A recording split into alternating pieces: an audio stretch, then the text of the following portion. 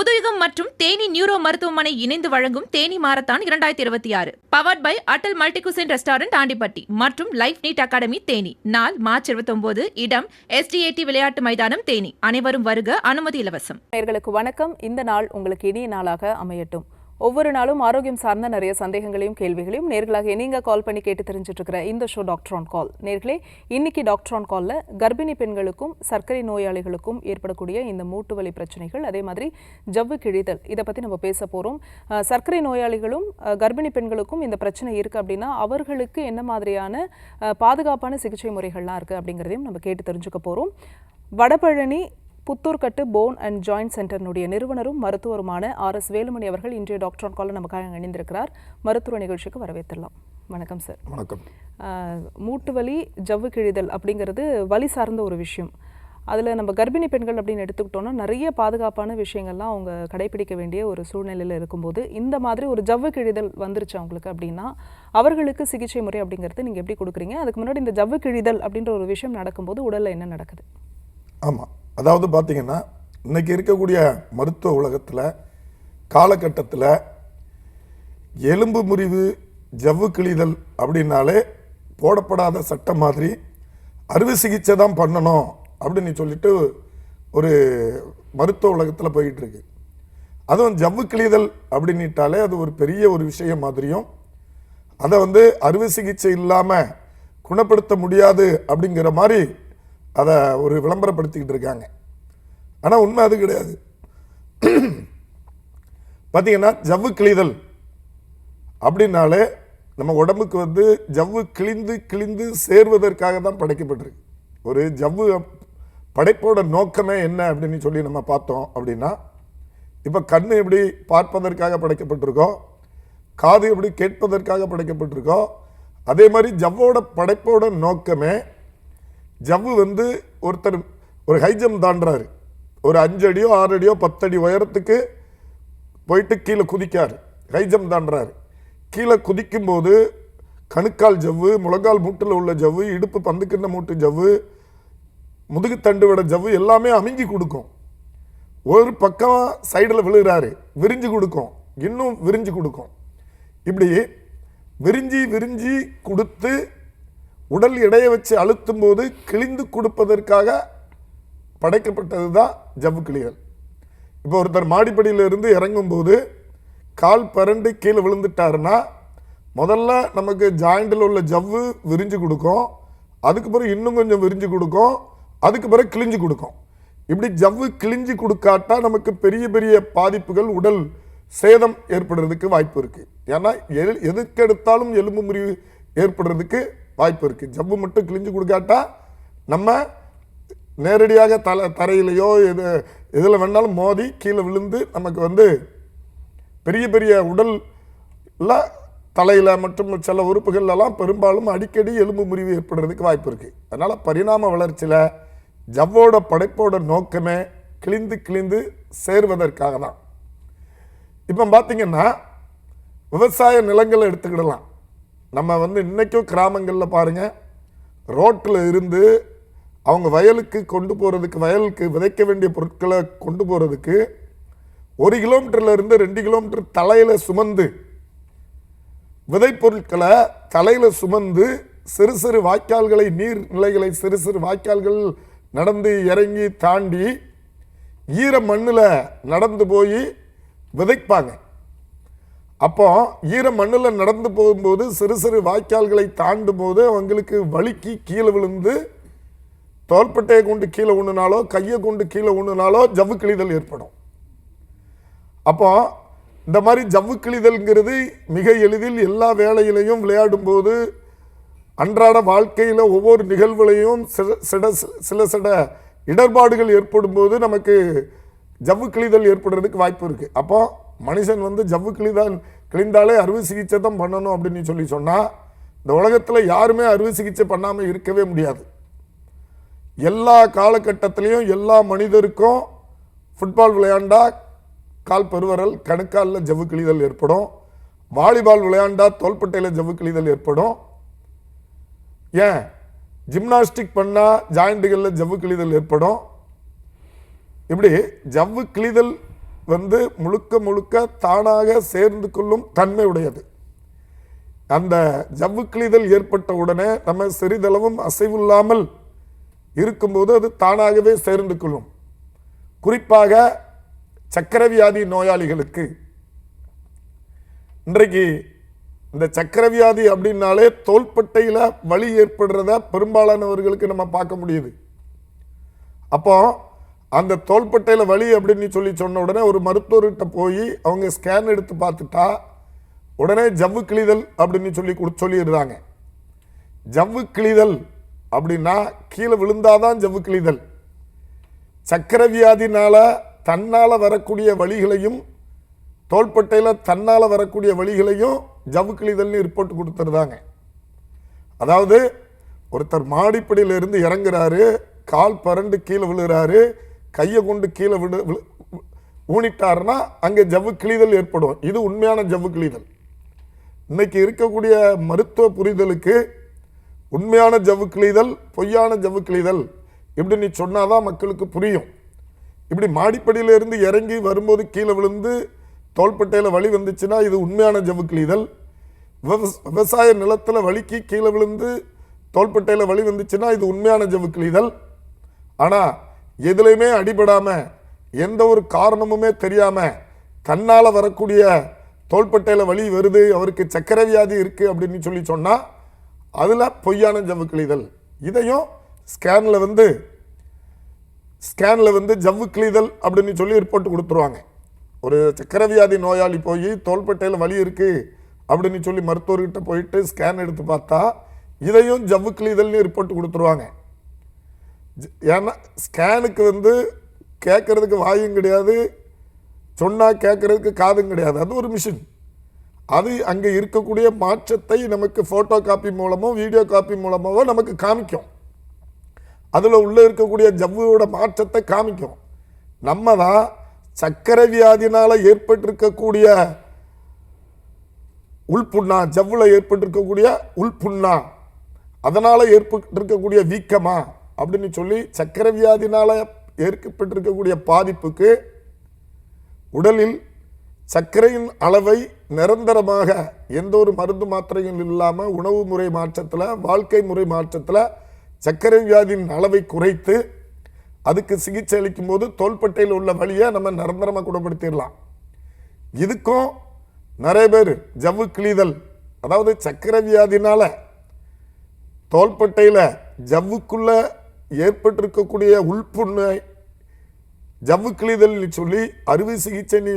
அறுவை சிகிச்சை செய்து வாழ்நாள் முழுவதும் அரை ஊனமாக இருந்துகிட்டு இருக்கிறவங்கள நம்ம பார்த்துக்கிட்டு இருக்கோம். அதனால சக்கரை வியாதினால வரக்கூடிய ஜவ்வு புண்ணு பாதிப்பு வேற, கீழே விழுந்து ஜவ்வு கிழிதல் ஏற்பட்டு நமக்கு அன்றாட வாழ்க்கையில் சிறு சிறு விபத்துக்கள்னால வரக்கூடிய ஜவ்வு கிழிதல் வேற, ஜவ்வு பாதிப்பு வேற, ஜவ்வு கிழிதல் வேற. ரெண்டையும் பிரித்து நம்ம சிகிச்சை அளிக்கும் போது இந்த ஜவ்வு கிழிதல், ஜவ்வில் வரக்கூடிய உள்புண்ணுக்கு நம்ம நிரந்தரமாக குணம் கொடுக்கறதுனால தான் எங்களோட வைத்தியசாலையில் தினந்தோறும் 300க்கும் மேற்பட்டோர் கூட்டமாக சிகிச்சை பெற்று செல்றாங்க. அருமையான விளக்கம் கொடுத்துருக்கீங்க சார், மிக்க நன்றி. நம்ம தொடர்ந்து பேசலாம். ஒரு அழைப்பாளர் இருக்காங்க. வணக்கம், உங்க பேர் சொல்லுங்க. வணக்கம் மேடம். வணக்கம்மா, உங்க பேர் எந்த ஊர்ல இருந்து? என் பேரு சுகன்யா. எந்த ஊர்ல இருந்து? கரூர். யாருக்கா கேக்குறீங்கம்மா? எனக்காக தான். உங்க வயது என்ன? 45. உங்க கேள்வியை கேளுங்க மருத்துவர்கிட்ட. சார் வணக்கம். வணக்கம்மா, சொல்லுங்க. சார் முட்டி வீங்கி இருக்கு, அதான் என்ன பண்ணணும்? உங்களுக்கு 46 வயசு அப்படிதானே? ஆமாங்க. மூட்டுல வீக்கம். பெரும்பாலான பெண்களுக்கு இன்றைக்கு நாங்க பார்க்கறது அந்த ஜவ்வுக்குள்ள, முழங்கால் முட்டிக்கு உள்ள இருக்கக்கூடிய ஜவ்வுக்குள்ள நீர் கோர்த்து வீக்கம் ஏற்படுறத நம்ம பார்க்கோம். அதாவது நம்ம முழங்கால் முட்டிக்கு இடையில கேப் இருக்கும். இப்போ எனக்கு இப்போ முழங்கையில் கேப் இருக்குது, அதனால தான் மடக்க நீட்ட முடியுது. இந்த கேப் இருக்கிற வரைக்கும் தான் நம்ம மடக்க முடியும், நீட்ட முடியும். அந்த கேப்புக்குள்ள இருக்கக்கூடிய ஜவ்வுக்குள்ள உடம்புல இருக்கக்கூடிய கெட்ட நீர்கள், அந்த நீர்கள் அந்த ஜவ்வுக்குள்ளே போய் டெபாசிட் ஆகி வீங்கி அங்கே கேப் அடைக்கும் போது நமக்கு மடக்க நீட்ட மடக்க முடியாது, நீட்டும் போதெல்லாம் வழி வர்றதை நம்ம பார்க்க முடியும். அதனால் நீங்கள் நேரில் எங்கள் கீழே போயிட்டு இருக்கக்கூடிய எங்கள் ஹாஸ்பிட்டல் நம்பருக்கு கால் பண்ணி நேரில் வரும்போது இது எந்த மாதிரியான நீர், யூரின் ட்ராக் இன்ஃபெக்ஷன் ஏற்பட்டு உங்களுக்கு நீர் அங்கே டெபாசிட் ஆகிருக்கா, அல்லது நீங்கள் எந்த ஒரு வேலையுமே செய்யாமல், எந்த ஒரு வாக்கிங் போகாமல், எந்த ஒரு உடலில் கடின உழைப்புமே இல்லாமல், ஆயில் ஃபுட்டு இந்த மாதிரி நான்வெஜ்ஜில் அதிகமாக எடுத்ததுனால உடம்புல நீர் கொழுப்பு அதிகமாக சேர்ந்து முழங்கால் முட்டியில் நீர் கோர்த்துருக்கா அப்படிங்கிறதெல்லாம் பார்த்து, என்ன நீர் முழங்கால் முட்டுக்குள்ள ஜவ்வுக்குள்ள கோர்த்துருக்கு அப்படிங்கிறத பார்த்து அதுக்கேற்றார் போல நம்ம சிகிச்சையை மேற்கொள்ளும் போது அது நிரந்தரமாக குணப்படுத்திடலாம். வந்து பாருங்க. நன்றி. அழைத்தமைக்கு அடுத்த அழைப்பாளர் யாருன்னு பார்க்கலாம். வணக்கம், உங்க பேர் சொல்லுங்க, தொடர்ந்து பேசலாம் சார். இப்போ ஜவ்வு கிழிதலினுடைய என்ன நடக்குது, அந்த கிழிதல் அப்படிங்கிறது பயப்பட வேணாம், திரும்ப அது சேர்ந்துரும், முறையான ரெஸ்ட் வந்து நம்ம எடுக்கணும் அப்படின்னு சொல்லியிருந்தீங்க. இப்போ சர்க்கரை நோயாளிகளுக்கு இந்த ஜவ்வு கிழிதல் அப்படின்ற ஒரு கண்டிஷன் இருக்கும்போது அவங்களுக்கு பொதுவாகவே ஒரு புண்ணு இருக்குது அப்படின்னாலே சீக்கிரத்தில் ஆறாது, மெடிசன்ஸ் எடுத்துகிட்டே இருப்பாங்க. இப்போ இவங்களுக்கு நீங்கள் என்ன மாதிரியான சிகிச்சை கொடுக்குறீங்க? ஆமாம், அதாவது பார்த்தீங்கன்னா சர்க்கரை வியாதி நோயாளிகள்லாம் எங்களோட வைத்தியசாலைக்கு வரும்போது அளவுக்கு அதிகமான ஃபாஸ்டிங்கில் 300, 350 சாப்பிட்டதுக்கு அப்புறம் 400, 450 அப்படின்லாம் சர்க்கரை அளவோடு இங்கே வைத்தியசாலைக்கு வராங்க. நாங்கள் அவங்களுக்கு எந்த ஒரு சர்க்கரைக்காக எந்த ஒரு உள்மருந்துகளுமே கொடுக்காம நாங்கள் சொல்லக்கூடிய உணவு முறை மாற்றம், வாழ்க்கை முறை மாற்றம், அன்றாட வாழ்க்கையில் நடக்கக்கூடிய விஷயங்களை மாற்றி கொடுக்கிறது, உணவு முறையை மாற்றி கொடுக்கிறது, பத்தியங்கள் கொடுக்கும்போது அது இயற்கையாகவே உள்மருந்துகள் எதுவுமே கொடுக்காம இயற்கையாகவே சர்க்கரையின் அளவை குறைச்சிடணும். அப்போ ரத்தத்தை சுத்தப்படுத்துகிறோம். அதாவது ரத்தத்தில் சர்க்கரையோட அளவு அதிகமாக இருக்கும்போது, இப்போ ஒரு ஒரு டியூப்பில் தண்ணி போய்கிட்டு இருக்கு, பிளம்பிங் பைப்பில் தண்ணி போய்கிட்டு இருக்கு, மேலே டேங்கில் இருந்து தண்ணி வருது, அந்த தண்ணி சின்ன சின்ன பைப் மூலமாக வீட்டுகளுக்கு ஒவ்வொரு பாத்ரூமும் ஒவ்வொரு சமையல் அறைக்கெல்லாம் வருது. டேங்கில் அழுக்கு இருந்துச்சுன்னா அந்த தண்ணியில் வரும்போது அங்கங்கே ஒவ்வொரு ஜாயிண்ட்டு கடையில் அழுக்கு படிஞ்சிடும். தண்ணி சுத்தமான தண்ணி சப்ளை ஆச்சுன்னா எந்த ஒரு ஜாயிண்ட்டுகளுமே அழுக்கு தங்காது. அதே மாதிரி தான் நம்ம உடம்பும், இரத்தத்தில் சர்க்கரையோட அளவுக்கு அதிகமாக இரத்தத்தோட தன்மை, உறையும் தன்மை அதிகமாயிரும். அப்போ எலும்போட முனப்பகுதிகள் எங்கெங்கே இருக்கோ அந்த ஜவ்வு பகுதிகளுக்குள்ள நீர் கோர்த்து அங்கே ஜவ்வு பாதிக்கப்படும் போது தான் நமக்கு இது ஒரு பொய்யான ஜவ்வு கிழிதல் ஏற்படுது. பொய்யான ஜவ்வு கிழிதல் நான் ஏற்கனவே சொல்லியிருக்கேன். உண்மையான ஜவ்வு கிழிதல் அப்படின்னா கீழே விழுந்து அடிபட்டு ஜவ்வு விரிஞ்சு கொடுத்து கிழிஞ்சு கொடுக்கணும்.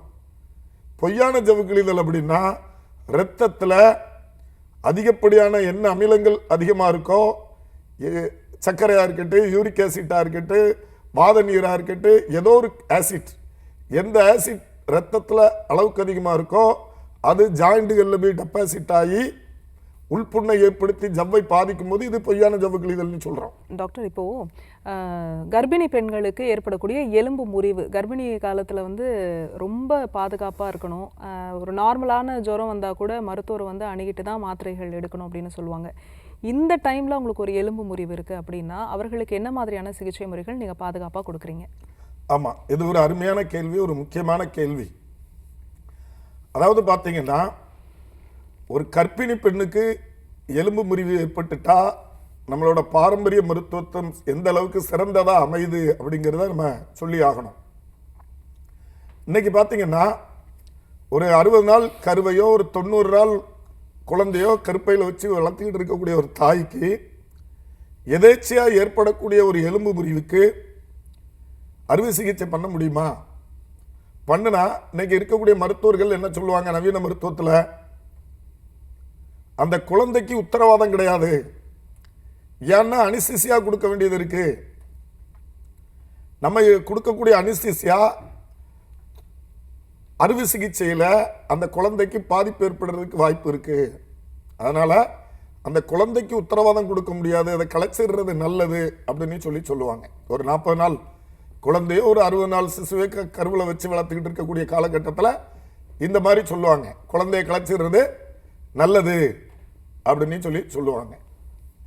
அப்போ நம்மளோட பாரம்பரிய மருத்துவம் எந்த அளவுக்கு அறிவுபூர்வமா இருக்கு, அறிவியல் பூர்வமா இருக்கு, மனிதனுக்கு ஏற்றவாறு இருக்கு அப்படின்னு நம்ம சிந்திக்கணும். இப்போ ஒரு கர்ப்பிணி பெண்ணுக்கு அனஸ்தீசியா கொடுத்தா உள்ள இருக்க குழந்தை ஒரு 60 நாள் குழந்தைன்னா பாதிக்க ஆரம்பிச்சிடும். மூளை வளர்ச்சியில, ஏன்னா மூளை தான் முத உற்பத்தி ஆகும், அது பாதிக்க ஆரம்பிச்சிடும். அதுக்கு பிறகு தோள்களை அறுக்கணும், சதைகளை பிளக்கணும். அறுவை சிகிச்சை பண்ணணும்னா நரம்பு ரத்த நாளங்களை துண்டிக்கணும், எலும்புகளில் துளையிட்டு நல்லா இருக்கக்கூடிய மஜ்ஜைகளை பாதிச்சு அங்க பிளேட்டை பொருத்துவாங்க. அப்போ அந்த புண்களை ஆற்றுவதற்காக ஆன்டிபயோட்டிக் மருந்து மருத்துவர்கள் நிறைய கொடுக்கும்போது வயிற்றுல வளரக்கூடிய 60 நாள் சிசுவோ குழந்தைக்கோ அந்த ஆன்டிபயோட்டிக் அளவுக்கு அதிகமாக கொடுக்கும்போது பாதிப்பை ஏற்படுத்துமா ஏற்படுத்தாதா அப்படிங்கிறத சாதாரண மக்களே புரிஞ்சுக்கிடலாம். ஆனா எங்களோட பாரம்பரிய மருத்துவத்தில்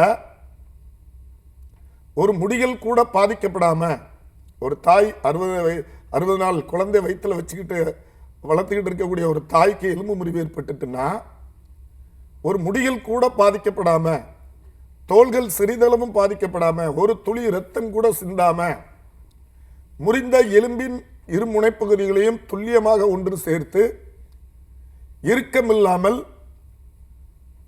நம்ம அவங்களுக்கு 2 முனைப்பகுதியும் துல்லியமா சேர்த்து வைத்து கெட்டி வெளிப்பூச்சி தைலமாக கெட்டுக்கிடையில் தைலங்களை விட்டுக்கிட்டே வரும்போது உள் மருந்துகள் எதுவுமே இல்லாமல் எலும்பு சேர்வதற்காக மாத்திரைகளோ லேகியங்களோ கஷாயங்களோ எந்த ஒரு உள் மருந்துகளுமே இல்லாம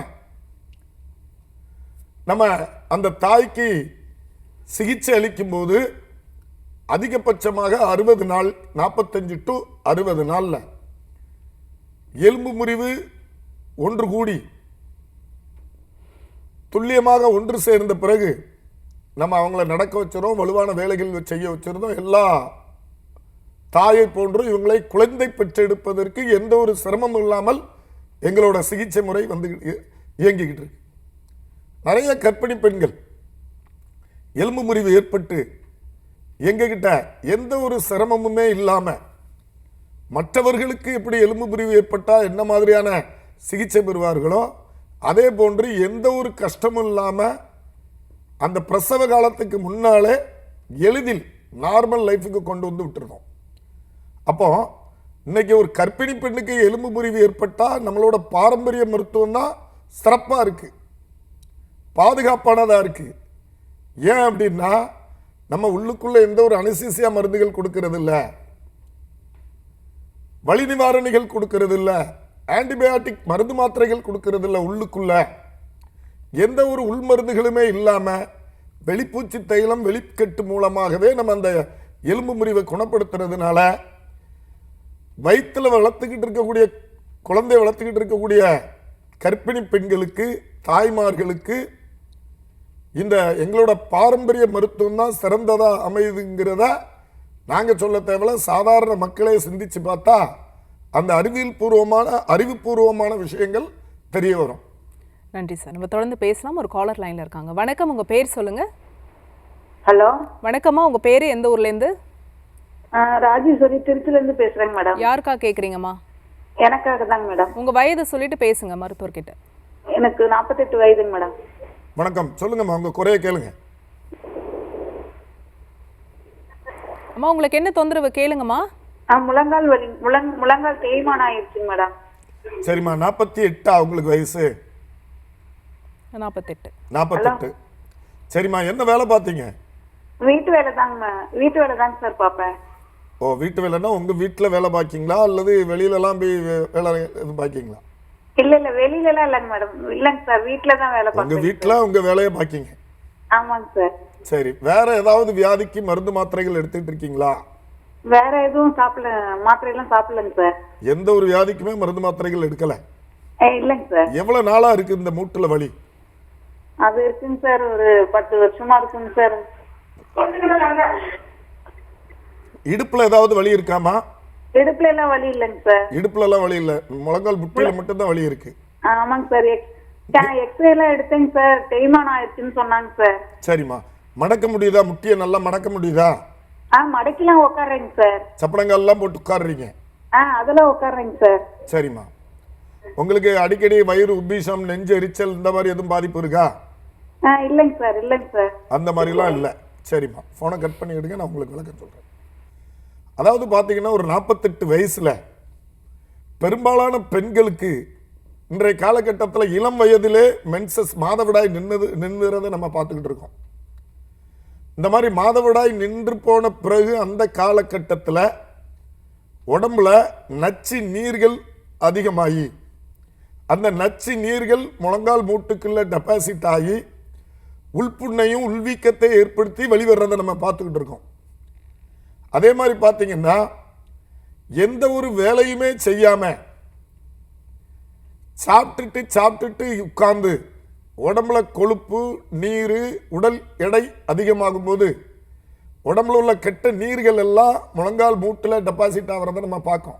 உடல் எடை அதிகமாக இருக்கிறவங்களுக்கு அந்த நீர்கள் முழங்கால் மூட்டுக்குள்ள இறங்கி உள்ள குருத்தெலும்புக்குள்ள இறங்கி உள் பாதிப்பை ஏற்படுத்தும் போது, அதாவது ஒரு இரும்புல உப்பு தண்ணி பட்டால் என்ன ஆகும்? அரிச்சிரும். அந்த மாதிரி அந்த முழங்கால் மூட்டுக்குள்ள எலும்புக்குள்ள நீர்க்கட்டுகள் ஏற்படும் போது எலும்புகளோட தன்மை சிதைய ஆரம்பிக்கும். கால்சியம் ஒரு சிதையக்கூடிய தன்மை உடையது. அப்போ அந்த கால்சிய சிதைவு ஏற்படும் போது முழங்கால் முட்டியில இதை நவீன மருத்துவத்தில் எலும்பு தேய்மானம் அப்படின்னு சொல்லியிருந்தாங்க. ஆனால் நம்மளோட பாரம்பரிய மருத்துவம், சித்த மருத்துவத்தில் அதில் நீர்க்கட்டு ஏற்பட்டிருக்கு, மூட்டில் வாதம் ஏற்பட்டிருக்கு அப்படின்னு நாங்கள் சொல்லுவோம். அப்போ முழங்கால் மூட்டில் நீர்க்கட்டு ஏற்பட்டதுனால அந்த முழங்கால் மூட்டு ஜவ்வுக்குள்ள மட்டும் கிடையாது, அந்த எலும்போட முனப்பகுதிகளுக்குள்ளேயும் நீர்க்கட்டு ஏற்படுறதுனால உங்களுக்கு வலிகள் ஏற்படலாம். அல்லது கெட்ட வாய்வு டெபாசிட் ஆகும்போது கூட முழங்கால் மூட்டில் வலிகள் ஏற்படுறத நம்ம பார்த்துட்டு இருக்கோம். அதனால நீங்கள் நேரில் வந்தீங்கன்னா உங்களுக்கு வாய்வு அங்கே டெபாசிட் ஆகிருக்கா அல்லது நச்சு நீர்கள் இங்கே டெபாசிட் ஆகிருக்கா அப்படிங்கிறதெல்லாம் பார்த்து அதுக்கேற்றார் போல நம்ம சிகிச்சை கொடுக்கும்போது அதை நிரந்தரமாக குணப்படுத்திடலாம்.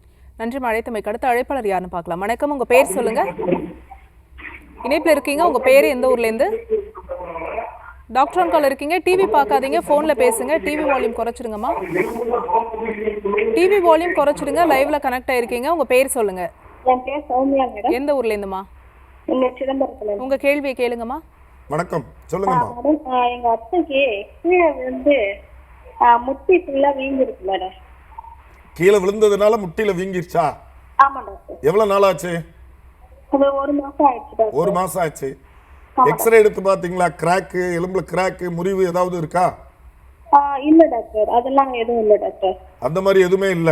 இல்ல டாக்டர், ஆனா லேசா அந்த ஜவ்வு மட்டும் வீங்கி இருக்கிறதா சொல்றாங்க. சரி, ஏற்கனவே அதாவது கீழே விழுறதுக்கு முன்னால அந்த முட்டியை நீங்க பாத்திருக்கீங்களா? பாத்திருக்கேன் டாக்டர். இந்த மாதிரி வீக்கெல்லாம் இல்ல? இல்ல டாக்டர், கீழே விழுறதுக்கு முன்னாடி வரை நல்லா இருந்தது. சரி, விழுந்ததுக்கு அப்புறம் தான் முழங்கால் முட்டியில வீக்கம் இருக்கு? ஆமா டாக்டர். வயசு என்னாச்சு உங்களுக்கு? வயசு 49 டாக்டர். 49. எடை எவ்வளவு இருப்பாங்க? ஒரு 65-70 இருப்பாங்க டாக்டர். 65-70 இருப்பாங்க. சரிம்மா, போனை கட் பண்ணிக்கிடுங்க, நான் உங்களுக்கு விளக்கம் சொல்றேன். அதாவது கீழே விழுந்துறவங்களுக்கெல்லாம் எலும்பு முறிவு ஏற்படணும் அல்லது எலும்புல கிராக் ஏற்படணுங்கிற தேவை கிடையாது. ஏன்னா கபடி விளையாட்டை பாருங்க, ஒரு நாளைக்கு ஒரே நபர் குறைஞ்சது 100 ட்ரிப்பு கீழே விழுவார். அந்த ஒரு டைம் அந்த கபடி விளையாட்டு முடிகிறதுக்குள்ள குறைஞ்சது 50 ட்ரிப்பு 100 ட்ரிப்பு கீழே விழுந்து எந்திரிப்பாங்க. அவங்களுக்கெல்லாம் கிராக் ஏற்படணுமோ, ஜவ்வுக்கிழிதல் ஏற்படணுமோ அல்லது எலும்பு முறிவு ஏற்படணுமோங்கிற தேவை கிடையாது. ஆனால் அந்த முழங்கால் மூட்டுக்குள்ள உடம்புல கொழுப்பு, நீர் அதிகமாக இருந்து முழங்கால் மூட்டு இடுப்பு பகுதி ஒவ்வொரு ஜாயிண்டுகளில் நீர் கோர்த்து ஆல்ரெடி அந்த ஜாயிண்ட் வீக்காக இருந்து இறுக்கமாக இருந்துச்சு அப்படின்னா, நிறைய பேருக்கு அந்த முழங்கால் மூட்டிலாம் நீர் கோர்த்து அந்த ஜாயிண்ட் வீக்காகி இறுக்கமாயிரும். அந்த இறுக்கமாக இருக்கும்போது லேசாக கீழே விழுந்தாலும் நமக்கு பெரிதளவில் வலியை ஏற்படுத்தும், வீக்கத்தை ஏற்படுத்தும். ஆனால் எக்ஸ்ரே எடுத்து பார்த்தா அந்த கிராக்கும் இருக்காது, எலும்பு முறிவும் இருக்காது. அப்போ நம்ம அந்த உடம்புல உள்ள கெட்ட நீர்களை வெளியேற்றும் போது, உடல் எடையை குறைக்கும் போது இது நிரந்தரமாக குணமாகும். உடம்புல வாதம், நீர், அந்த மூட்டில் நீர்னால அங்க மூட்டு வீக்கமாகி இறுக்கமாக இருக்கும். நம்ம போய்கிட்டே இருப்போம், நம்ம பாட்டுக்குள்ள நம்ம லைஃப் ஸ்டைலில் போய்கிட்டே இருக்கும், எந்த ஒரு இடைஞ்சல் இருக்காது. ஆனால் கீழே விழுந்த உடனே கிராக்கும் இருக்காது, எலும்பு முறிவு இருக்காது. ஆனால் அந்த நீர்க்கட்டுனால இருக்கக்கூடிய இறுக்கம் அசை கொடுத்ததுனால நமக்கு வலியை ஏற்படுத்தும், வீக்கத்தை ஏற்படுத்தும். அதனால் நீங்கள் நேரில் வாங்கம்மா, உங்களுக்கு சிகிச்சை அளிக்கும் போது நிரந்தரமாக குணப்படுத்திடலாம். தொடர்ந்து பேசலாம். ஒரு அழைப்பாளர் இருக்காங்க, யாருன்னு பார்க்கலாம். வணக்கம், உங்க பேரு? ஹலோ மேடம், என் பேர் கனிமொழி மேடம். எந்த ஊர்ல இருந்துமா? பாண்டிச்சேரியில இருந்து பேசுறேன் மேடம். யாருக்கா கேக்குறீங்க? எனக்காக தான் மேம் கேட்குறேன். உங்க வயது சொல்லிட்டு பேசுங்கம்மா. என்னோட வயது 35. பேசுங்க. வணக்கம்மா, சொல்லுங்க. வணக்கம் சார். சார், நான் 2 மாசத்துக்கு முன்னாடி பாத்ரூம்ல கீழே வழுக்கி விழுந்துட்டேன். சரி. முன்னாள் முட்டில பிராக்சர் ஆயிடுச்சு. எதுலமா? முட்டிலங்க சார். முட்டில.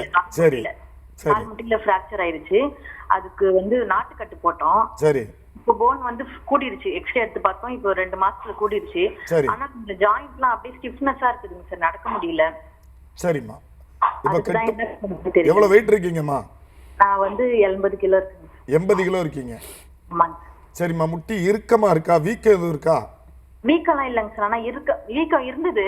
சரி. அந்த தென்னை மரக்கூடிய என்ன தேய்ச்சா வீக்கெல்லாம் போயிடுச்சு. ஆனா இறுக்கமா இருக்கு சார், அப்படியே முட்டி இறுக்கமா இருக்கு. சரிம்மா. அந்த கெட்டு ரெண்டு முட்டி சேர்த்து வச்சு கட்டு போட்டதால அப்படியே முட்டி அந்த ஜவ்வு அந்த இறுக்கமா இருக்கு. சரிம்மா. தசைகள்லாம் இறுகி இருக்கு. ஆமாங்க சார். சரிம்மா. இது ஒன்றும் பெரிய விஷயமும் கிடையாது, இது பயப்படுறதுக்கு ஒன்றும் கிடையாதுமா.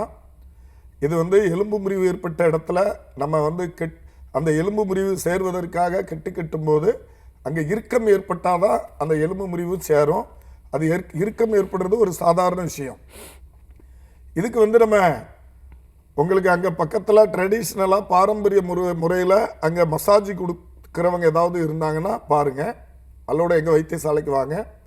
அங்கே இடுப்பில் இருந்து உங்களுக்கு அந்த கால் ஃபுல்லாக மசாஜ் ஏற்படுத்தும் போது அங்கே இறுக்கம்லாம் நமக்கு அந்த இறுக்கம்லாம் தளர்வு கொடுக்க ஆரம்பிச்சிடும் மசாஜ் கொடுக்கறதுனால. அதே மாதிரி பார்த்தீங்கன்னா ஜன்னல் பக்கத்தில், வீட்டில் ஜன்னல் இருக்கும், எப்படியும் ஜன்னல் பக்கத்தில் ஒரு மணமேடை பலகையை தூக்கி போட்டுக்கிடுங்க. அந்த மணமேடை பலகை மேலே ஏறி நின்றுக்கிட்டு ஜன்னலை பிடிச்சிக்கிட்டு கொஞ்சம் கொஞ்சமாக வலி எதுவும் ஏற்படாத அளவுக்கு கொஞ்சம் கொஞ்சமாக குத்த வச்சு கொஞ்சம் கொஞ்சமாக உட்காந்து காலை மடக்கி உட்காந்து ட்ரை பண்ணுங்கள். கொஞ்சம் கொஞ்சமாக நம்ம உட்காந்து ட்ரை பண்ணும்போது ஒரு நாளைக்கு இன்ச்சு பை இன்ச்சாக உங்களுக்கு கால் மடக்க வந்துடும். எல்லாரையும் போல் உங்களுக்கு கால் மடக்க வந்துடும், எல்லா வலுவான வேலைகளையும் செய்ய வந்துடும். ஒன்றும் பயப்படாதங்கம்மா, சரியாயிரும். நன்றி மழைத்தமைக்கு. நெக்ஸ்ட் காலர் யாருன்னு பார்க்கலாம். வணக்கம், உங்கள் பேர் சொல்லுங்கள். இணைப்பில் இருக்கீங்க, உங்கள் பேர் எந்த ஊர்லேருந்து? ஸ்ரீனிவாச பிரபுமா. சரி, உங்கள் கேள்வியை கேளுங்க சார். ஹலோ, வணக்கம் டாக்டர். ஐயா வணக்கம், சொல்லுங்க. என் பேர் ஸ்ரீனிவாச பிரபு. சரி. இருந்து பேசுறேங்க. சரி. இப்ப ரைட் ஹேண்ட்ல 2வது கட்டை விரலுக்கு பக்கத்துல ஒரு அடி ஒட்டி வீங்கிடுச்சு. சரி. அது ஒரு 4-5 நாள் வீங்கினோன்னா அந்த புளியந்தலை அதெல்லாம் வச்சு ஒத்தனை கொடுத்தோம்னா அந்த வீக்கம் வந்துச்சுங்க. சரி. இப்ப எத்தனை நாளா இருக்கு? இப்போ ஒரு மாசம் ஆக போகுது. 1 மாசம் ஆகுது. 1 மாசத்துல நல்ல வலி குறைஞ்சிருக்குமே? இல்லையே. அப்புறம் டாக்டர்கிட்ட போனோம், அவர் மாத்திரை கொடுத்தாரு, அப்புறம் கிரிப்பு பேண்ட் போட்டோம். சரிங்க. அப்புறம் கிரிப்பு பேண்ட் கழட்டினோன்னா இன்னும் திருப்பி வீங்கிடுச்சு. சரி. இப்ப உங்களுக்கு கையை வச்சு அமுக்கினா தானே வலிக்கு? இல்ல, காலே வீங்கி இருக்கு. அந்த பிளாக் கலர்ல இருக்கு. கால் கணக்கால் இல்லையா? பிளாக் கலர்ல. ஐயா, நீங்க உங்களுக்கு எந்த ஜாயிண்ட்ல அடிபட்டு இருக்கு? கட்டை விரல் பக்கத்துல 2வது விரல்ல. 2வது விரல்ல கால்ல, அப்படிதானே? கால்ல. சரிங்க ஐயா. நடக்கும்போதே வலி இருக்கா? வயசு 61. நடக்கும்போதே வலி இருக்கா? காலை பிடிச்சு விரல வச்சு அமுக்கினாதான் வலி இருக்கா? நடக்கும்போது இப்ப லைட்டா வலிக்குது, சில அந்த மீங்குனாலும் அமுக்கும் போதும் வலிக்குது. சரி. சுகர் எதுவும் இருக்கா உங்களுக்கு? ஆனா சுகர் இருக்கா? சுகர்ல பிபி இல்ல, மத்த எதுவுமே பிபி இல்ல. எப்பவுமே உங்களுக்கு லேசா கால்ல கருத்தல் இருக்குமா, கருப்பா இருக்குமா? இல்ல. அந்த மாதிரிலாம் இல்ல. சரி, போனை கட் பண்ணி எடுங்க, நான் அதுக்கு விளக்கம் சொல்றேன். அதாவது பாத்தீங்கன்னா இந்த விரல் எலும்பு நமக்கு ரொம்ப அசைவு கொடுக்கக்கூடிய ஒரு எலும்பு. எதற்கு எடுத்தாலும் நம்ம நடக்கும் போதெல்லாம் அந்த விரல் சாதாரணமாகவே அசையக்கூடிய ஒரு எலும்பு. இந்த எலும்புக்கு நீங்க கட்டாயம் அந்த எலும்பை நேர்படுத்தி கட்டு போட்டு முடிந்த அளவுக்கு ஓய்வு எடுக்கணும். அல்லது நமக்கு இது வாழ்நாள் முழுவதும் அந்த இடத்துல ஒரு சின்ன சின்ன வலியை ஏற்படுத்திக்கிட்டு சற்று வித்தியாசத்தை ஏற்படுத்திக்கிட்டு இருக்கும். அதனால் கெட்டு போட்டு ஒரு மாதங்கள் அந்த காலுக்கு அதிகமான வேலைகள் கொடுக்காம ஓய்வெடுக்கும் போது இது நிரந்தரமாக சரியாயிரும். இதில் ஒரு சின்ன சிக்கல் என்ன அப்படின்னா, இப்போ நமக்கு நிறைய பேர் சரியாக தண்ணியே குடிக்கிறது இல்லை. இன்னைக்கு இருக்கக்கூடிய அவசர காலகட்டத்தில் யூரின் அடக்கிக்கிடுறாங்க, மலம் சரியாக போகலை. இதனால் உடம்புல தேவையில்லாத நச்சு நீர்கள் ரத்தத்தில் இருக்குது. சரியாக மோஷன் போகலைன்னா, யூரின் அடக்கிக்கிட்டா, தண்ணி குடிக்கலைன்னா ரத்தம் சுத்தம் இருக்காது. அப்போ ரத்தத்தில் உள்ள அசுத்தமான நீர் காலில் தான் தங்கும். எப்படி ஒரு பானையில் அழுக்கு தண்ணி இருந்தால் அந்த அழுக்கு கீழே படியுமோ, ஒரு பானையில் தண்ணி இருக்குது, தண்ணியில் அழுக்கு இருந்தால் அந்த அழுக்கு கீழே தான் படியும். அதே மாதிரி நம்ம உடம்புல ரத்தத்தில் கெட்ட நச்சு நீர்கள் இருந்தால் அது காலில் தான் தங்கும். அப்போ காலில் நச்சு நீர்கள் இருக்கும்போது அதில் ஏதாவது அடிபட்டால் அந்த நல்ல சுத்தமான ரத்தம் கிடைக்காம அங்கே காலதாமதமாகும் சரியாக வர்றதுக்கு. அதனால் நீங்கள் நேரில் வாங்க, உங்களுக்கு கெட்டு போட்டு அதை நிரந்தரமாக குணப்படுத்திடலாம், வந்து பாருங்க. நன்றி அழைத்தமைக்கு. அடுத்த அழைப்பாளர் யாருன்னு பார்க்கலாம். வணக்கம், உங்க பேரு? சார் உங்க பேர் சொல்லுங்க, எந்த ஊர்ல இருந்து? மேடம் கிருஷ்ணகிரி டிஸ்ட்ரிக்ட்ல இருந்து பேசுறோம் மேடம். சரிம்மா, யாருக்கா கேக்குறீங்க? எனக்காக மேடம். உங்க வயது சொல்லிட்டு பேசுங்கம்மா. 39 மேம். பேசுங்க. வணக்கம், சொல்லுங்கம்மா. முருகம்மாள் மேம். உங்க குறைய கேளுங்க. Hello ma'am, Murugammal ma'am. நீங்க டிவி பார்த்து பதில் சொல்லாதீங்கம்மா, உங்களுக்கு என்ன தொந்தரவோ கேளுங்க. நான் எனக்காக தான் மேம் கேக்குறேன். சரிம்மா, உங்க கேள்வியை கேளுங்க. மேம் பின்னாடி இடுப்பு தண்டு வலி மேம். சரி, இடுப்புல இருந்து கால் வரைக்கும் கீழே வரைக்கும் வலி இருக்காமா? ஆமா மேம், நடக்கவே முடிய மாட்டேங்குது சார். அதாவது இடுப்புல இருந்து பின்னாடி தண்டு சார், பட்டக்ஸ் மேல தண்டு வச்சிங்கல்ல, அந்த தண்டுல இருந்து அப்படியே கீழே கால் வரைக்கும் கீழ் வரைக்கும் கால் வரைக்கும் வலி இருக்கு.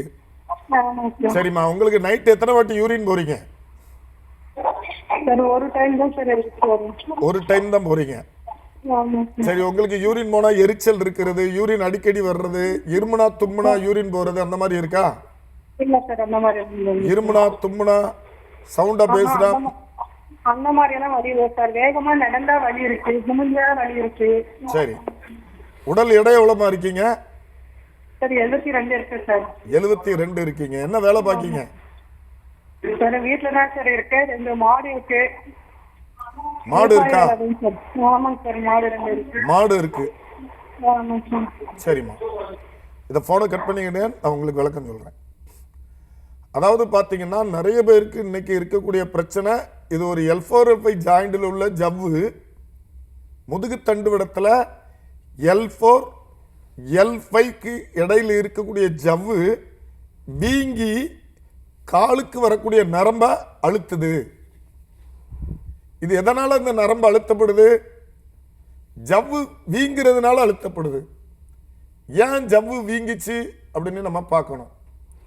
பெரும்பாலான பெண்களுக்கு அந்த ஜவ்வுக்குள்ள நீர்க்கட்டு ஏற்பட்டு உள்ளுக்குள்ள நீர் ஜவ்வு நீரை உள்வாங்கி உப்பிஷமாகும் போது அந்த வீங்கும் போது காலுக்கு வரக்கூடிய நரம்பு அழுத்துது. இந்த நீர் எதனால ஏற்படுது அப்படின்னு சொன்னா, இப்ப இவங்க மாடு வச்சிருக்காங்க, மாட்டுல வரக்கூடிய எச்சங்கள் காலில் படுறது, இவங்களுக்கு ஒவ்வாமை இருக்கலாம், அதனால இன்ஃபெக்ஷன் ஏற்படலாம். நிறைய பெண்களுக்கு யூரின் ட்ராக் இன்ஃபெக்ஷன் இருக்கிறதுனால சிறுநீரக பையில, அதாவது யூரின் பையில உள்புண்ணு இருந்து அந்த இடுப்பு பகுதியெல்லாம் வீங்கி அந்த ஜவ்வுலையும் வீங்கி காலுக்கு வரக்கூடிய நரம்பு அழுத்தப்படுறதுனால உங்களுக்கு வலி இருக்கலாம். அதே மாதிரி உடம்புல தேவையில்லாத நீர்கள், கொழுப்பு, உடல் எடை அதிகமாக இருந்தா அந்த ஜவ்வுக்குள்ள நீர் கோர்த்து அந்த ஜவ்வு வீங்கி காலுக்கு வரக்கூடிய நரம்பை அழுத்தலாம், உடல் எடை அதிகமாக இருந்தா கூட.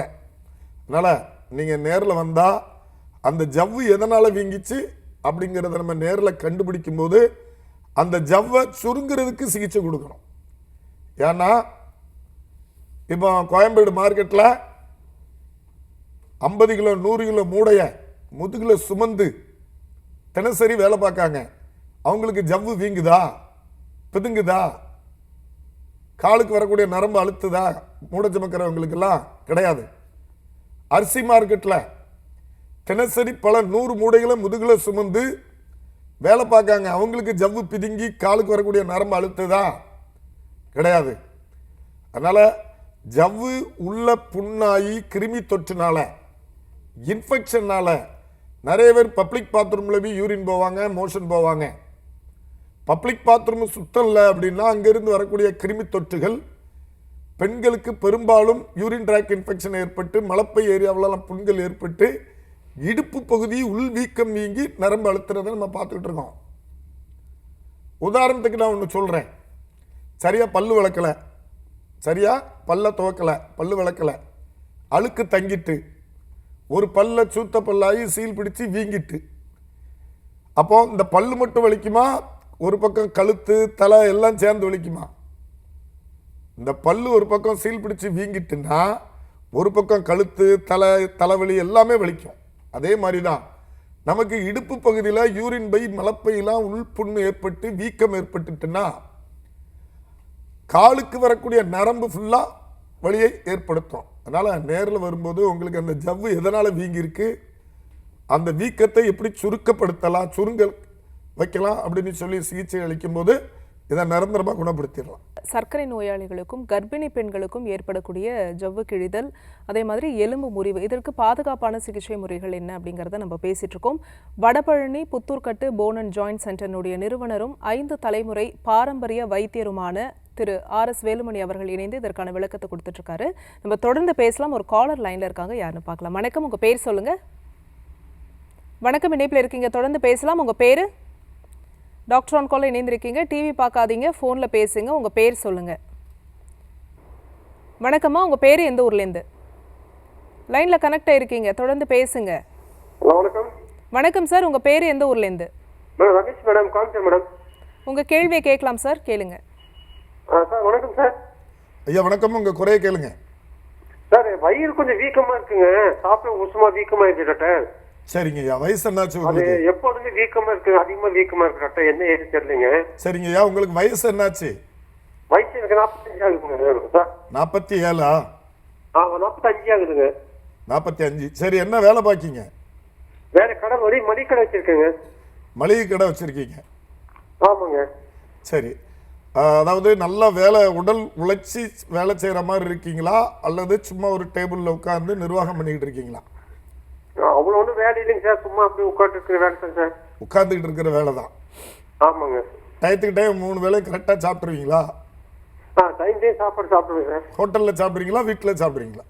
சார் வீட்டு சாப்பாடு தான் சார். சரிங்க ஐயா, இதனால வேற என்ன தொந்தரவு இருக்கு உங்களுக்கு? வயிறு உபிஷம், வேற என்ன தொந்தரவு? வயிறு டாக்டர் வயிறு அல்சர் இருக்குன்னு சொன்னாங்க சார். சரி, அல்சர்னால இது இப்படி வீக் வருமா சார்? சரிங்க ஐயா, இதை ஃபோனை கட் பண்ணி எடுங்க, நான் உங்களுக்கு விளக்கம் சொல்கிறேன். அதாவது பார்த்தீங்கன்னா நமக்கு குடலில் நம்ம சாப்பிடக்கூடிய சாப்பாடு குடலில் போய் சேர்ந்த உடனே நமக்கு லிவரில் இருந்தும் கணையத்தில் இருந்தும் சில அமிலங்கள் அந்த குடலில் கொட்டப்படும். இது முறையாக நமக்கு வேலை செய்யும் போது தான் நமக்கு அங்கே உள்ளே இருக்கக்கூடிய சாப்பாடுகள், அந்த உணவுகள் ஜீரணமாகி அதிலிருந்து கிடைக்கக்கூடிய சத்து நமக்கு உடம்புக்கு கிடைக்கும். அந்த கணையத்தில் இருந்து அந்த ஆசிட் குடலில் கொட்டணும், அந்த உணவுகளை எரிப்பதற்காக. அதே மாதிரி கணையத்திலிருந்து எப்படி கொட்டுதோ அதே மாதிரி லிவரில் இருந்தும் கொட்டணும். இந்த 2 வேளையும் சரியாக நடக்கலை அப்படின்னு சொன்னால் நமக்கு ஜீரண கோளாறு ஏற்படும். சரி, இந்த 2 நீர்களும் நமக்கு ஏன் கொட்டாமல் இருக்கும் அப்படின்னு சொன்னால், அளவுக்கு அதிகமான எண்ணெய் பொருட்கள் அதிகமாக சாப்பிட்றது. பார்த்தீங்கன்னா டயத்துக்கு டயம் சாப்பிடாம வைத்த பசியிலே போட்டு பசிக்க அந்த சாப்பாடு ஏற கொடுக்காம நம்ம அங்கே குடலை வெறுமனே போடும்போது அங்கே உள் புண்கள் ஏற்படுறதுக்கு வாய்ப்பு இருக்குது. இந்த மாதிரி காரணங்களால ஒன்று அளவுக்கு அதிகமாக சாப்பிடுறது அல்லது சாப்பிடாம வைத்த புண்ணாக்குறது.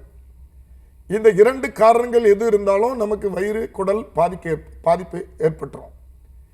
இன்னொன்று, எந்த ஒரு வலுவான வேலைகளுமே செய்யாம நமக்கு வயிறு நல்லா இருக்கணும்னா, நமக்கு வயிற்றுக்கு வேலை குறைக்கணும், உள்ளுறுப்புக்கு வேலையை குறைக்கணும்னா நம்ம டெய்லி நல்லா நடக்கணும். எந்த அளவுக்கு நம்ம வாக்கிங் போகிறோமோ, எந்த அளவுக்கு நமக்கு உடற்பயிற்சி இருக்கோ அந்த அளவுக்கு நம்ம குடல் நல்லா இருக்கும்.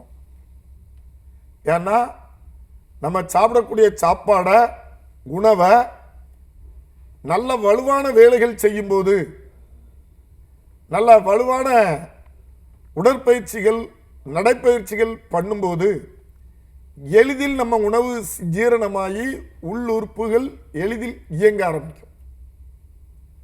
சாப்பிட்டுட்டு உட்கார்ந்துக்கிட்டே இருந்தா உள்ளுறுப்பு அந்த உணவுகளை செரிப்பதற்காக ரொம்ப கஷ்டப்படும். அப்போ நமக்கு உள்ளுறுப்புகள் பாதிப்பு ஏற்படுறதுக்கு வாய்ப்பு இருக்கு. அதனால நீங்க முதல்ல டெய்லி ஒரு 5 கிலோமீட்டர் நடங்க.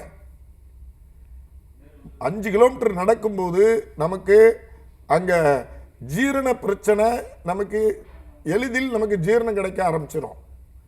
அதுக்கு பிறகு எந்த ஒரு எண்ணெய் பொருட்களும் சாப்பிடாதங்க. அப்பளம், மிச்சரு, முறுக்கு, போண்டா, பஜ்ஜி, வடை, எதெல்லாம் எண்ணெய்க்குள்ள போயிட்டு ரிட்டன் ஆச்சோ அந்த உணவுப் பொருட்கள் சாப்பிடாதீங்க.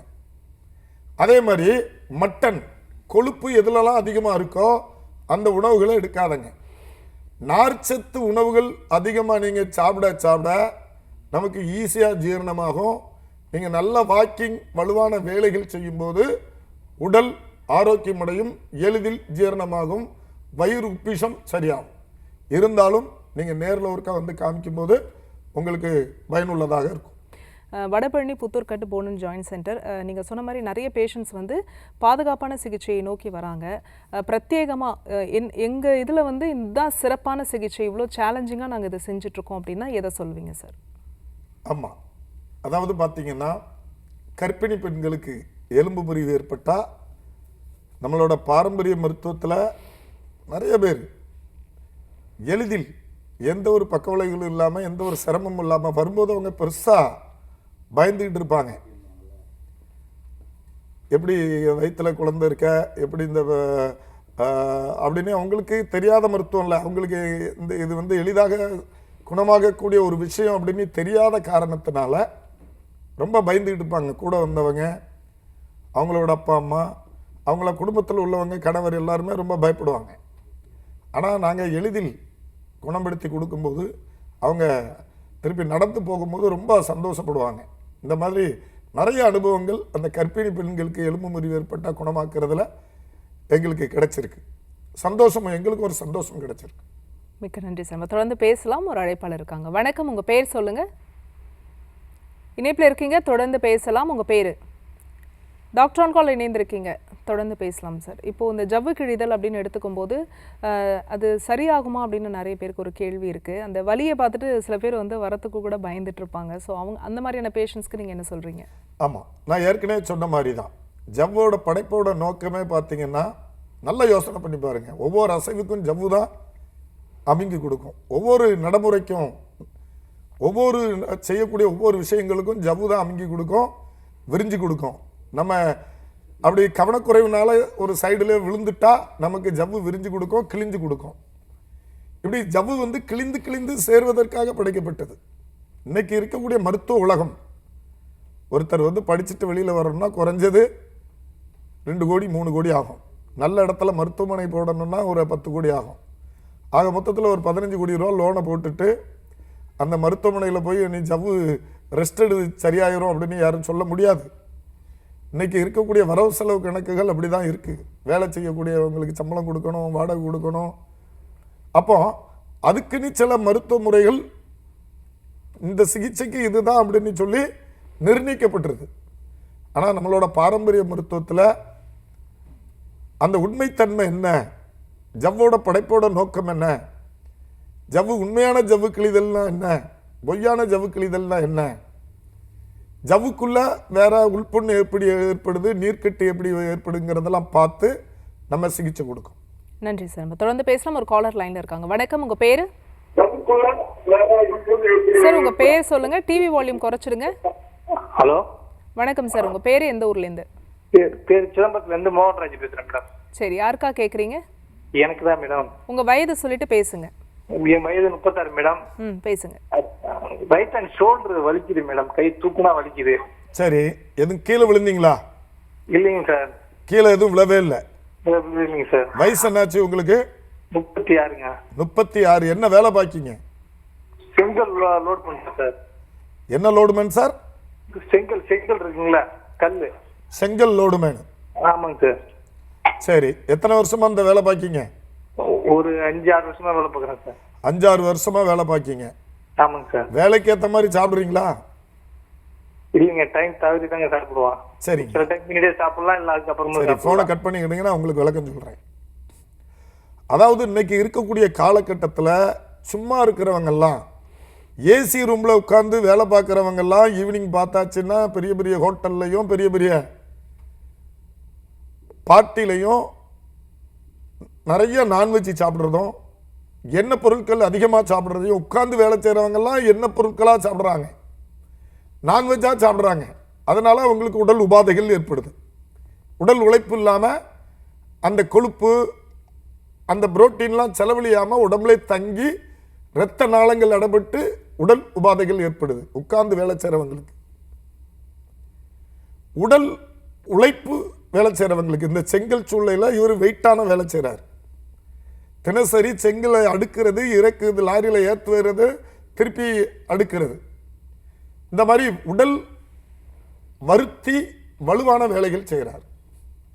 அப்போ இவர் ஒரு நாளைக்கு ஒரு கொழுப்போ புரோட்டீனோ ஒரு 10 கிராம் கிடைச்சது அப்படின்னா இவர் செலவு பண்ணுறது 12 கிராம் செலவு பண்ணுறார். 10 கிராம் இவர் உடலில் உணவு மூலமாக இவருக்கு கிடைக்கி, ஆனால் 12 கிராம் செலவு பண்ணுறார். அப்போ எக்ஸ்ட்ரா நம்ம வேலை செய்யும்போது, எனர்ஜி செலவு பண்ணும்போது உடலில் முதல்ல ரத்தம் உரியக்கூடிய ஒரு எலும்பில் உள்ள சத்தை உரியக்கூடிய இடம் தோள்பட்டை பந்துக்கிண்ண மூட்டு. இடுப்பு பந்துக்கிண்ண மூட்டில் அந்த எலும்பில் உள்ள சத்தை உறிஞ்சி எனர்ஜியாக மாற்றி நம்ம வேலை செய்கிறோம். நம்ம இப்போ சாப்பிட்றோம், இதில் கூடிய கிடைக்கக்கூடிய சத்தில் கொழுப்பாக இருக்கட்டும், புரோட்டீனாக இருக்கட்டும், இதில் கிடைக்கக்கூடிய எனர்ஜியை வச்சு செலவு பண்ணி வேலை செய்கிறோம். 100 கிராம் கிடைச்சதுன்னா 90 கிராம் 95 கிராம் வரைக்கும் செலவு பண்ணிட்டா உடம்பு ஆரோக்கியம், அல்லது 100 கிராம் வரைக்கும் செலவு பண்ணிட்டா உடல் ஆரோக்கியம். ஆனால் சாப்பிட்டதை விட எனர்ஜி அதிகமாக நம்ம செலவு பண்ணும்போது ஏற்கனவே இருக்கக்கூடிய எலும்பில் இருக்கக்கூடிய சத்துக்களை உறிஞ்சி எனர்ஜியா மாற்றி நம்ம வேலை செய்கிறோம். அப்போ உடல் பாதிக்கும். நீங்கள் முதல்ல ரெஸ்ட் கொடுக்கணும். உடம்புக்கு ரெஸ்ட் கொடுத்துட்டு நல்லா தண்ணி குடிக்கணும், நல்லா மூச்சு பயிற்சி பண்ணணும். ஏன்னா உடல் எடை, உடலில் வந்து அளவுக்கு அதிகமான எனர்ஜி வெளியில் போன பிறகு எனர்ஜியை சேவ் பண்ணணும் அப்படின்னா முதல்ல மூச்சு பயிற்சி பண்ணணும், தண்ணி குடிக்கணும், ரெஸ்ட் கொடுக்கணும். இது மூலமாக நமக்கு எனர்ஜி கிடைக்கும். நல்லா சாப்பிடணும், தேவையான அளவு நல்லா சாப்பிடும்போது உங்களுக்கு அந்த உணவு மூலமாக கிடைக்கக்கூடிய சத்து இந்த தோள்பட்டைய அந்த லாஸ் ஆகுது பாருங்க, அங்கே உள்ள சத்துக்கள், அந்த எலும்பில் உள்ள சத்து, ஜவ்வில் உள்ள சத்துலாம் லாஸ் ஆகுது பாருங்க, அது தடுக்கப்படும். அப்போ வலி குணமாக்கப்படும் நிரந்தரமாக. நீங்கள் நேரில் வாங்க, கட்டாயம் உங்கள் தோள்பட்ட வலியை நிரந்தரமாக குணப்படுத்திடலாம். வந்து பாருங்கள். நன்றி அழைத்தமைக்கு. இன்றைய டாக்டர் ஆன் காலில் வந்து சர்க்கரை நோயாளிகளுக்கும் கர்ப்பிணி பெண்களுக்கும் ஏற்படக்கூடிய இந்த ஜவ்வு கிழிதல், எலும்பு முறிவுக்கு வந்து பாதுகாப்பான சிகிச்சை முறை, இந்த கட்டு முறைப்படி என்னென்ன சிகிச்சைகள்லாம் இருக்குது, அதை நீங்கள் எப்படி வழங்குறீங்க அப்படிங்கிற விஷயத்த சொன்னீங்க. மிக நன்றி. என்ன நேரத்தில் இன்றைக்கி டாக்டர் ஆன் கால் உங்களுக்கு ரொம்ப யூஸ்ஃபுல்லாக இருந்திருக்கும் நம்புறோம். இதே மாதிரி இன்னொரு ஹெல்தியான எபிசோடில் நாங்கள் வந்து உங்களை சந்திக்கிறோம். அது வரைக்கும் நன்றி, வணக்கம்.